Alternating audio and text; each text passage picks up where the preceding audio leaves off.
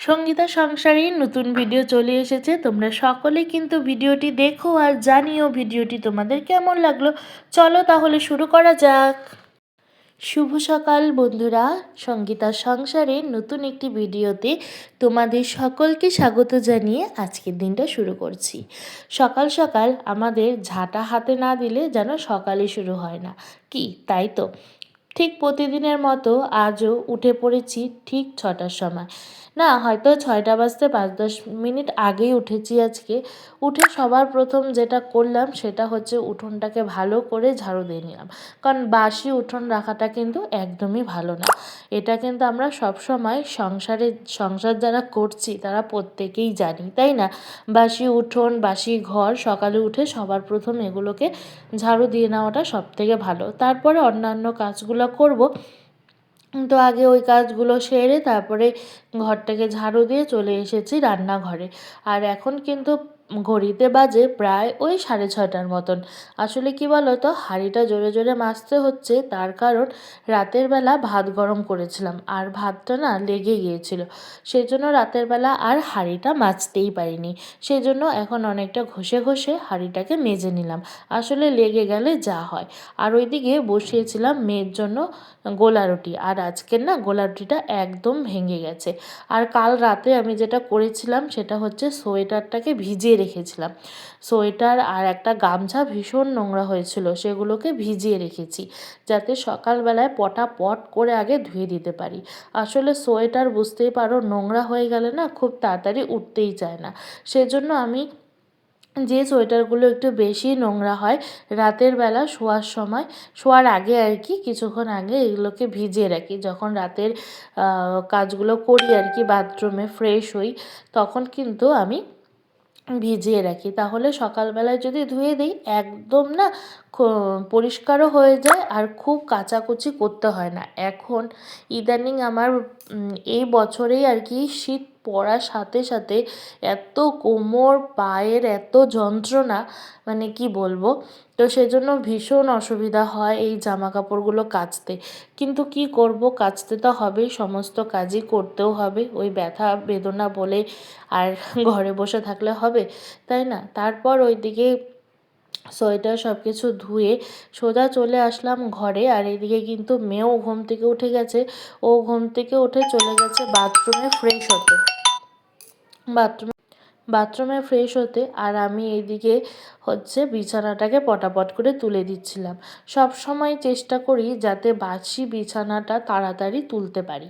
বাসি বিছানাটা তাড়াতাড়ি তোলার পর তারপরে ওরা বাবা মেয়ে যেখানে খুশি যাক, কোনো ব্যাপার না। কিন্তু আমি সব সময় চেষ্টা করি বাসি ঘর, বাসি বিছানা, বাসি উঠোন এগুলো যাতে ঘুম থেকে উঠেই আগে সেরে ফেলতে পারি। কখনো কখনো জানো এরকম হয় যে অনেক বেলা হয়ে যায় কিন্তু আমার বিছানাই তোলা হয় না। তখন এত মাথা গরম হয়ে যায় কি বলবো। নিজের মাথা গরম নিজেকেই আবার সামলাতে হয়। তো আজ কিন্তু অনেকটা সকালেই আমার এই কাজগুলো হয়ে গেছে। এই কাজগুলো হয়ে গেলে না মনের দিক দিয়েও একটা শান্তি পাওয়া যায়। তবে আজ কিন্তু আমি আরও যাব হাঁটতে, মর্নিং ওয়াক করতে। সেটা আজকে অনেকটা দেরিতেই যাচ্ছি। প্রতিদিন কিন্তু 6:30টার মধ্যে বেরিয়ে পড়ি। তো আজকে ওর বাবা বললো সকালবেলা ঘুম ঘুম পাচ্ছে, তো একটু পরে উঠি। সেজন্য আমি বললাম তাহলে মেয়েকে স্কুলে আগে দিয়ে আসি চলো, তারপরে কিন্তু দুজনে হাঁটতে বের হবো। তো ওর বাবাও উঠে গেছে, উঠে ফ্রেশ হতে গেছে বাথরুমে। তারপর মেয়েকে স্কুলে দিয়ে আমরা বের হবো হাঁটতে। আর এখন না প্রতিদিন হাঁটার একটা এমন অভ্যাস হয়েছে, না হাঁটলে যেন ভালোই লাগে না। তো সকালে উঠে আমরা কি ছেলে মানুষরা দেখবে সকালে উঠে হাঁটতে বেরোয় যায়, কোনো ব্যাপার নয়। কিন্তু মেয়েদের সকালে উঠে হাঁটতে যাওয়ার আগেও কিন্তু কিছু কাজ করতে লাগে, আবার এসেও তো শুরু, মানে কি বলবো। আর ওই যে হাঁটার যে আধা ঘন্টা সময় তুমি হাঁটাতে দিয়ে আসলে, সেই আধা ঘন্টার কাজ মানে তোমাকে বাড়িতে এসে অনেক তাড়াতাড়ি সারতে হবে, এটার একটা বিশাল চাপ থাকে। তারপর এদিকে দুজনে মিলে বেরিয়ে পড়লাম হাঁটাহাঁটি করতে। তো বন্ধুরা, আমার এই ভিডিওটি তোমরা যারা এতক্ষণ পর্যন্ত দেখলে প্লিজ একটা লাইক বা কমেন্ট করে যেও, তাহলে আমার ভীষণ ভালো লাগবে। আর তোমাদেরও আশা করি আমার ভিডিওগুলো ভালোই লাগছে। যদি ভালো লেগে থাকে তাহলে কমেন্ট করে জানিও আর আমাকে উৎসাহিত করো। আর এইদিকে বাড়িতে আসার পর আবার কিছু বাসন জমে গেছিলো, চায়ের বাসন, সেগুলোকে মেজে নিচ্ছিলাম। আর এদিকে বসিয়েছি এখন চা। আমি এখন চা খাবো, কারণ উঠেছি তো অনেক সকালে, যেটা তোমাদের প্রথমেই বললাম। তো এখনও কিন্তু চা খাওয়া হয়নি, তো এখন খাবো চা।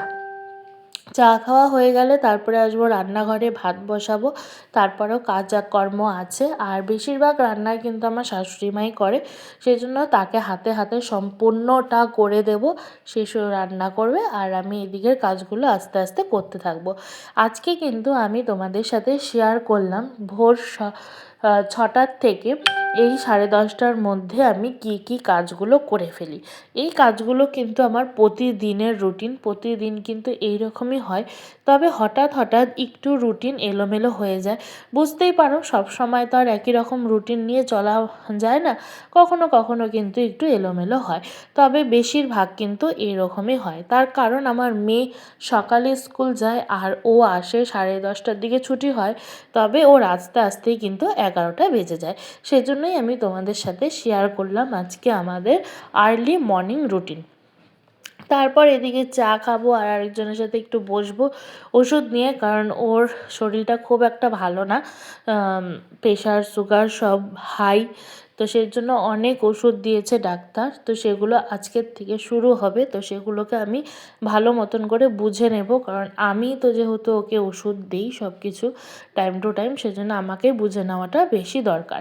আর এদিকে ওর চা হয়ে গেছে, ওর চা যেহেতু একদমই চিনি ছাড়া, সেজন্য ওর চাটা আগে নামিয়ে নিলাম, আর তারপরে আমার চায়ে আমি হালকা চিনি দিলাম। আসলে ওর চিনি ছাড়া চা, তারপরে যেহেতু চিনি দিই সেজন্য চাটাকে খুব একটা বেশি ফোটানোও যায় না, তিতা হয়ে যায় লাল চা, বুঝতেই পারো। তারপর এদিকে আমি পটাপট করে আগে ঘরটা মুছে নিলাম। আর আজ যেহেতু বৃহস্পতিবার, চেষ্টা করি বৃহস্পতিবার সকালে পূজা দেওয়ার, তবে জানি না কখন দিতে পারবো, কিন্তু এত বেলা হয়ে গেল, আজ কিন্তু এখনও দিতে পারলাম না। তারপর এইদিকে দেখো, আমি কিন্তু এদিকে ডালিয়াটা বসিয়েই গেছিলাম ঘর মুছতে। তো আজকের ভিডিও কিন্তু এই পর্যন্তই, দেখা হচ্ছে আবার নতুন একটা ভিডিওতে।